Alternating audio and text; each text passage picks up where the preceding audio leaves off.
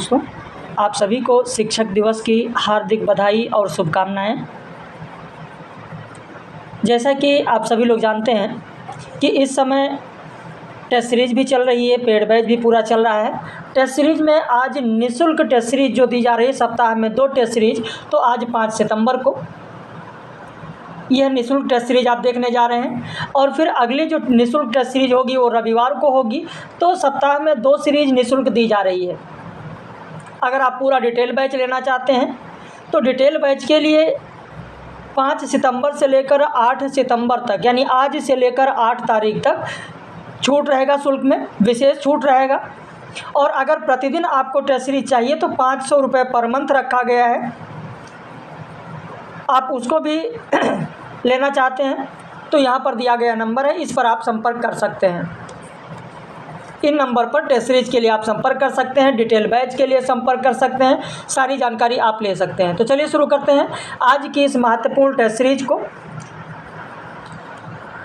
ये निःशुल्क test series है जो सभी लोगों को व्हाट्सएप पर PDF उपलब्ध करा दिया जाता है और जिन लोगों ने टेस्ट सीरीज का बैच ले रखा है 500 रुपये पर मंथ, उनको प्रतिदिन इसी तरीके की टेस्ट सीरीज दी जाती है।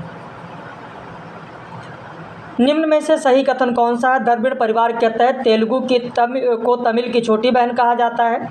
मार्कंड ने ब्राह्मण को सिंधु देशोद्भव कहा है। राजशेखर की रचना कर्पूर मंजरी का समस्त पदभाग सौरसेनी प्राकृत में है।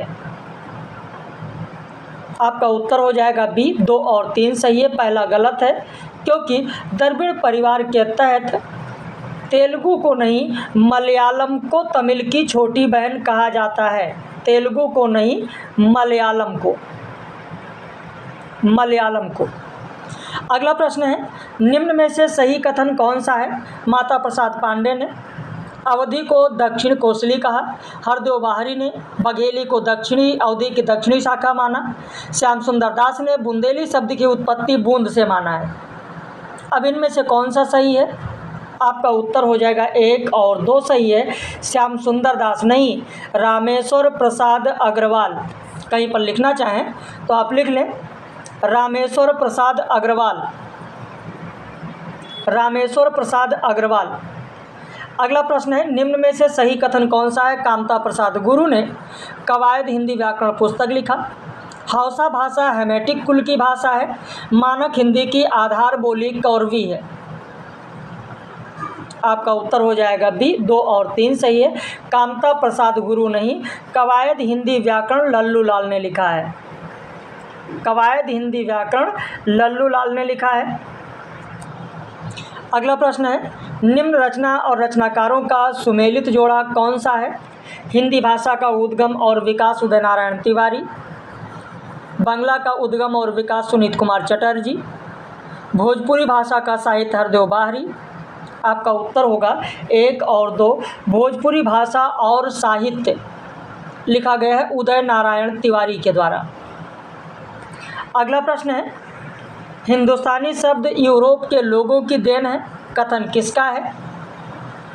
Garcin de Tassy, Max Muller, doctor Nagendra. आपका उत्तर हो जाएगा सी, ग्रियर्सन। आचार्य रामचंद्र शुक्ल ने जिन 12 ग्रंथों के आधार पर वीर गाथा काल नाम दिया है उनमें कौन सी रचनाएं शामिल हैं? विजयपाल रासो, कुमारपाल रासो, परमाल रासो, विशलदेव रासो। 1 2 3 2 3 4 1 3 4 1 2 3 4। आपका उत्तर हो जाएगा 1 2 3 4। कुमारपाल रासो नहीं है। जो 12 ग्रंथ आचार्य रामचंद्र शुक्ल ने आधार माना, उसी आधार पर जो वीरगाथा काल नाम दिया उसमें कुमारपाल रासो नहीं है। अगला प्रश्न है, हरिसेन ने अपनी रचना धम्म परीक्षा में अपभ्रंश के किन 3 कवियों का उल्लेख किया है? चतुर्मुख, देवसेन, स्वयंभू, पुष्पदंत। विकल्प है 1 2 3, 2 3 4, 1 2 4, 1 3 4। आपका उत्तर हो जाएगा डी, 1 3 4। देवसेन नहीं है। 3 कवियों का उल्लेख किया गया है हरिसेन के द्वारा धम्म परीक्षा में, और वो है चतुर्मुख, स्वयंभू और पुष्पदंत। अगर आपके पास हिंदी साहित्य उद्भव और विकास हजारी प्रसाद द्विवेदी का है तो आप पढ़ सकते हैं, आपको मिलेगा। क्योंकि कई लोग कहने लगते हैं सर कहाँ से प्रश्न बना देते हैं। भाई देखिए, किसी गाइड से नहीं है और ऑथेंटिक है, जो अक्सर परीक्षा में प्रश्न पूछा जाता है, प्रमाणिक किताबों से ही आप लोगों को प्रश्न कराए जाते हैं। इसीलिए मैंने बताया कि जिन लोगों के पास हिंदी साहित्य उद्भव और विकास की किताब है हजारी प्रसाद द्विवेदी का, वो पढ़ सकते हैं। पेज नंबर 26 या 25 ऐसे कुछ है, एकदम प्रारंभ में ही है, प्रस्तावना में ही है। अगर पेज संख्या हो सकता है कि याद नहीं है क्लियर, लेकिन प्रस्तावना में है, देख लीजिएगा। पेज संख्या हो सकता है क्लियर याद नहीं आ रहा है, लेकिन ऐसे 24, 25, 26 इसी में किसी में है, लेकिन शीर्षक प्रस्तावना ही है। अगला प्रश्न है, 12पंथी शाखा की स्थापना किसने की? आदिनाथ, गोरखनाथ, चौरंगीनाथ, मत्स्येंद्रनाथ। आपका उत्तर हो जाएगा बी, चौरंगीनाथ। चौरंगीनाथ, ध्यान रखिएगा, चौरंगीनाथ। अगला प्रश्न है, गोपी चंद की माता मैनावती किसकी शिष्या थी? मत्स्येंद्रनाथ, चौरंगीनाथ, आदिनाथ, गोरखनाथ। प्रश्न संख्या 9, गोपी चंद की माता मैनावती किसकी शिष्या थी? तो अगर हम हिंदी साहित्य उद्भव और विकास हजारी प्रसाद द्विवेदी का पढ़ते हैं तो वहाँ पर आपको जो मिलेगा वो मिलेगा जलंधरनाथ। लेकिन यहाँ पर विकल्प में जलंधरनाथ नहीं है, तो कहीं कहीं पर आप देखेंगे गोरखनाथ की शिष्या भी मैनावती बताई जाती हैं, इसीलिए मैंने यहाँ पर गोरखनाथ को विकल्प में दिया, जलंधरनाथ नहीं। अब आप कहेंगे सर अगर ऐसा हो कि जलंधरनाथ और गोरखनाथ दोनों आ जाए विकल्प में, तो ऐसा नहीं होता है। साहित्य में जितने भी ऐसे प्रश्न हैं जहाँ पर अलग अलग आलोचकों का अलग अलग मानना है, वो सीधे रूप में ऐसे विकल्प नहीं दिए जाते हैं। हाँ, अगर दिया जाएगा तो ऐसा पूछा जाएगा कि आचार्य हजारी प्रसाद द्विवेदी के अनुसार मैनावती किसकी शिष्या थी, तब आपका उत्तर हो जाएगा जलंधरनाथ। ठीक है, तो ये चीज़ें हैं, इस तरीके के प्रश्न आते हैं। हम लोग तो लगातार देख ही रहे हैं, हर आयोग के बारे में देख चुके हैं कि कौन कैसा प्रश्न पूछता है। और बाय द वे अगर पूछा भी जाता है, सुबह शायद किसी ने मुझसे कहा था सर कोई प्रश्न था याद नहीं आ रहा है, कि सर अगर दोनों ऑप्शन आ जाएँ तो अगर ऐसे प्रश्न कभी परीक्षा में बनते भी हैं तो आप देखते हैं आयोग हटा देता है, जनरल मार्किंग कर दिया जाता है। चंद्रवरदाई ने रासों को सुख और सुखी के संवाद में लिखा था, जैसे विद्यापति ने पदावली को भृंग और भृंगी संवाद के रूप में लिखा था, कीर्तिलता को भृंग और भृंगी संवाद के रूप में लिखा था, और कुतूहल कवि ने लीलावती कथा को कवि और कवि पत्नी के संवाद के रूप में लिखा है। यह कथन किसका है? आपका उत्तर हो जाएगा हजारी प्रसाद द्विवेदी।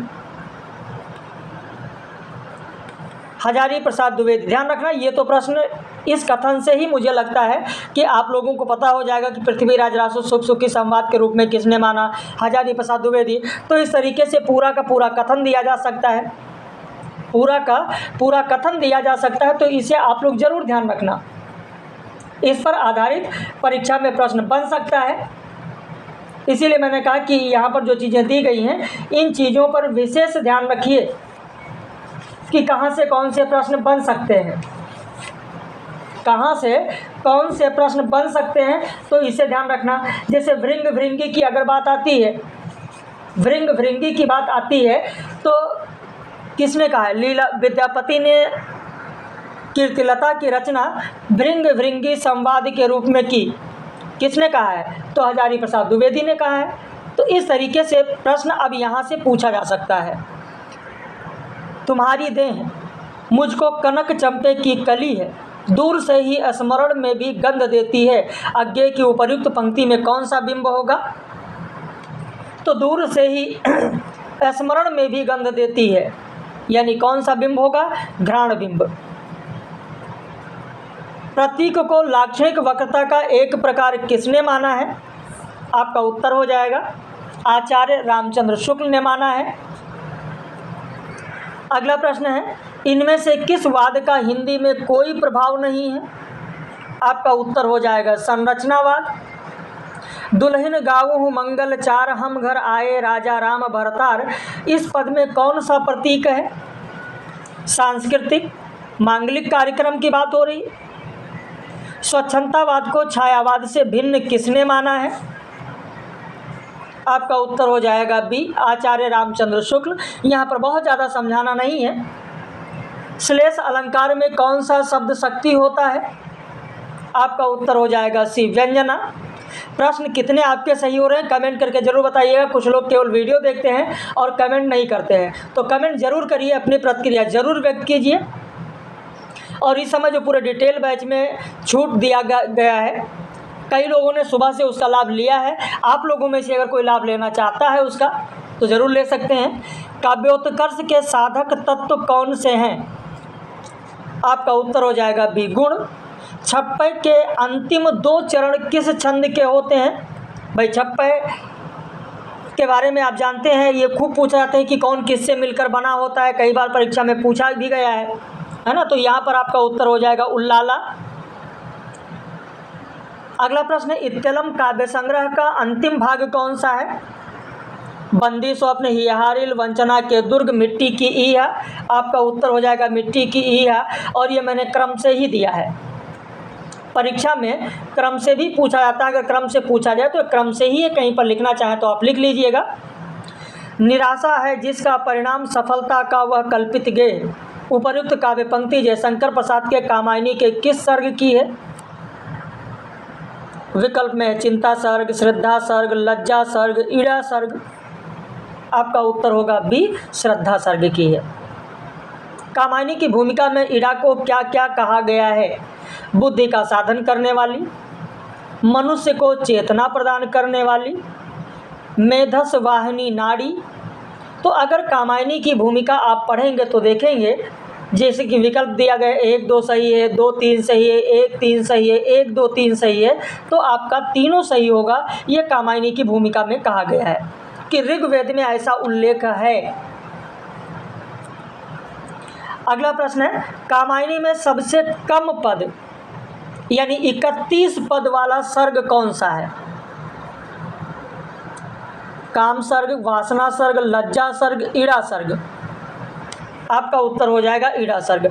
देखिए काम सर्ग में 67 पद हैं 67, वासना सर्ग में 53 पद हैं 53, लज्जा सर्ग में 47 पद हैं 47 और ईड़ा में 31। तो सबसे कम किस में है? ईड़ा में है। भारत भारती किस संवत की रचना है? यहाँ पर जो विकल्प दिया गया इसी में लिख देते हैं। संवत 1969 विकल्प है। संवत 1912, संवत 1932, संवत 1951, संवत 1969। तो आपका डी हो जाएगा संवत 1969। ये संवत है, ईस्वी नहीं। संवत है, ईस्वी नहीं है, ध्यान रखिएगा। संवत की बात की जा रही है, ये संवत है, ईस्वी नहीं है। इसकी जो भूमिका लिखी गई थी 1969 में इसकी भूमिका ये लिखी गई है। भारत भारती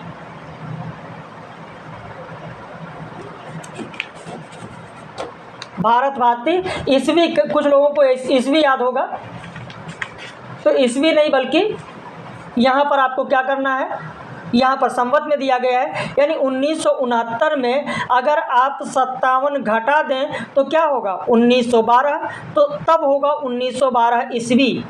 लेकिन मैंने ईस्वी नहीं पूछा, मैंने संवत पूछा है। अगला प्रश्न है, आंगन के पारद्वार कविता संग्रह के खंड अंतः सलिला में कुल कितनी कविताएं संकलित हैं? 18, 20, 22, 24। आपका उत्तर हो जाएगा 18 कविताएं संकलित हैं। साकेत के बारे में सही कथन कौन सा? यह रचना मैथिली शरण गुप्त की है। यह रचना पूर्ण होने पर मैथिली शरण गुप्त इसे महात्मा गांधी और आचार्य महावीर प्रसाद द्विवेदी को भेजी थी। इस रचना में कुल सर्गों की संख्या 15 है। विकल्प है 1 2 2 3 1 3 1 2 3। तो यहाँ पर जो जल्दबाजी में 1 2 3 लगाते हैं वो गलत है, 1 और 2 होगा, क्योंकि कुल सर्गों की संख्या 15 नहीं है, 12 है। पभर धर मरु धरण तरणी, पभर दर मरु धारणी तरणी रह धुल्य झंपी, और कमठ पिठ टरपरी मेरु मंदिर सिर कंपी। ये जो पंक्ति है, इस पंक्ति का क्या है? हम्मीर रासो अगर आप पढ़ेंगे तो हम्मीर रासो में आचार्य रामचंद्र शुक्ल के हिंदी साहित्य के इतिहास में इसका पूरा दिया गया है, अर्थ दिया गया है। इसका आशय क्या होगा? तो चरणों के भार से पृथ्वी दलमल उठी। पभर दरमरु यानी दलमल, पभरु, पभर मतलब चरणों के, धरणी, तो पभर दरमरु धरणी,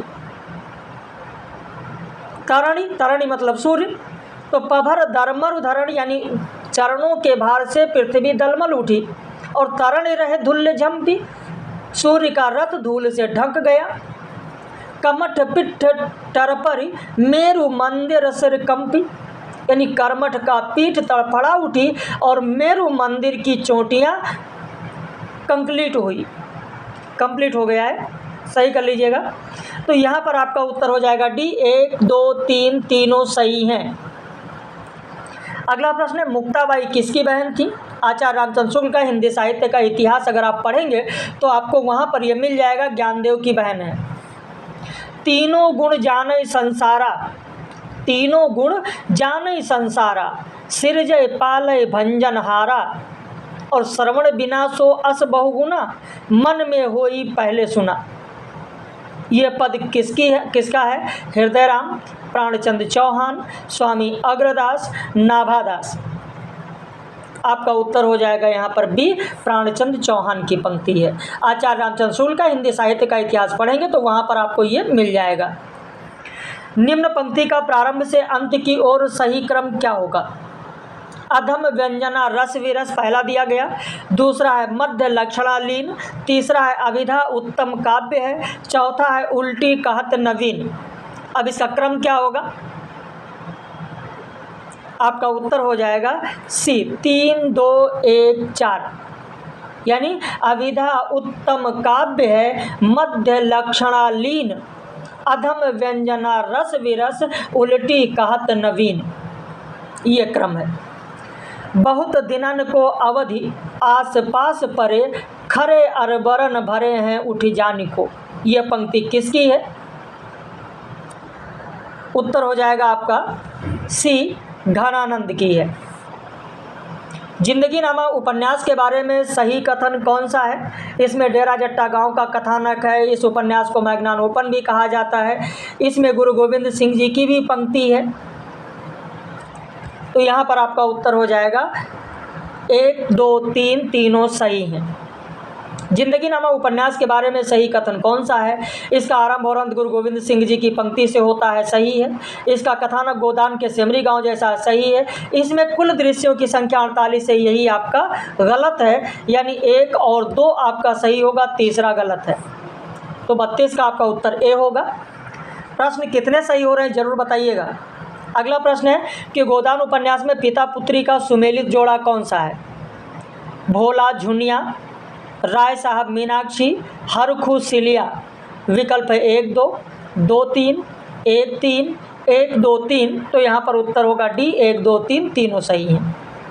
गोदान उपन्यास में मिस मालती पेशे से क्या है? वकील, पत्रकार, प्रोफेसर, डॉक्टर। आपका उत्तर हो जाएगा डी, डॉक्टर है। गोदान में वर्णित गांव या स्थान कौन कौन से हैं? सेमरी, बेलारी, गंगौली। आपका उत्तर होगा ए, 1 और 2, सेमरी और बेलारी, गंगौली नहीं। ध्रुव स्वामिनी नाटक का पहला अंक किसके कथन से समाप्त होता है? उत्तर हो जाएगा सी, ध्रुव स्वामिनी का गीत जो है उसी के गीत से पहला अंक समाप्त होता है। इस सौंदर्य के सामने जीवन की सब सुविधाएं हे हैं।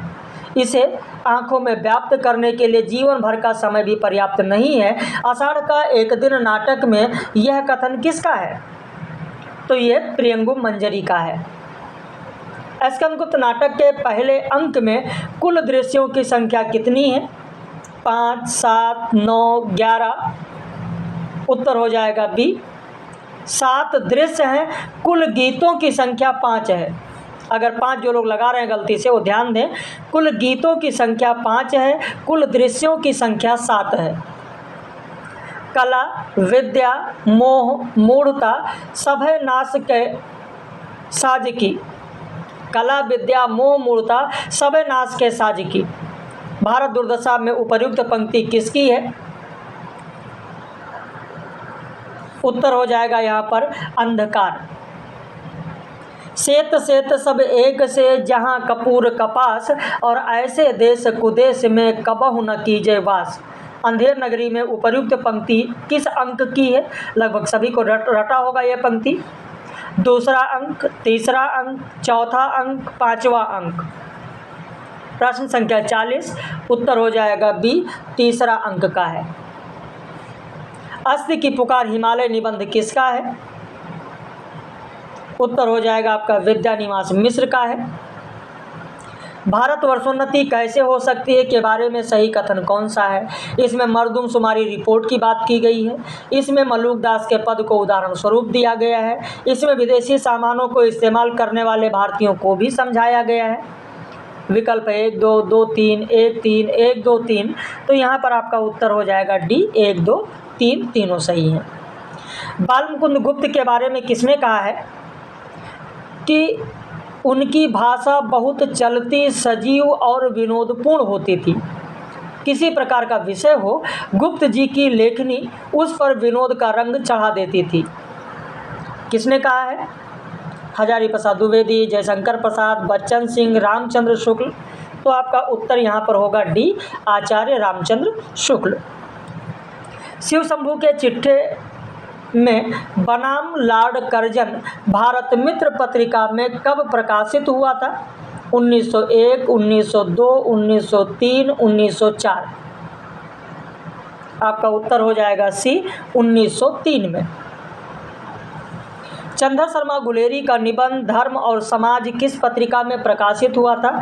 सरस्वती पत्रिका, मर्यादा पत्रिका, प्रतिभा पत्रिका, हंस पत्रिका। उत्तर होगा प्रतिभा पत्रिका।